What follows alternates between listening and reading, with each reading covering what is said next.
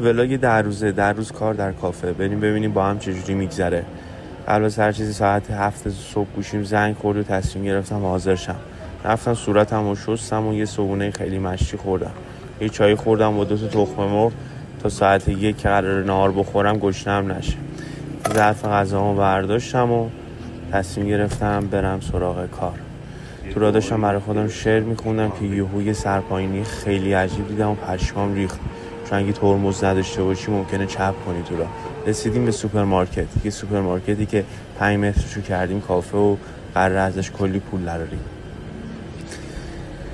همه وسیله‌ای که دیشب جمع کرده بودم و دوباره چیدم رو میز. شب وسیله‌ها رو جمع میکنیم چون ممکنه بین مشتری‌ها دزد باشه و وسیله‌هامون رو ببره و بیچاره شیم. قبل از هر چیزی خوشحال میشم چنل یوتیوب ما رو سابسکرایب کنی و این ویدیو رو یه لایک بکنی تا از ما یه حمایتی بشه. دم همتونم گرم.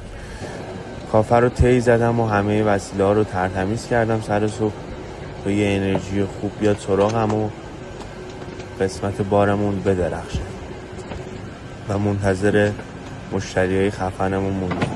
الان که این ویدیو رو داری نگاه میکنی یکی بعد از ظهر و ما تا الان 2 تا مشتری داشتیم و نتونستم براتون ویدیو آماده کنم. اینم یه نمای خیلی خفن از کافم.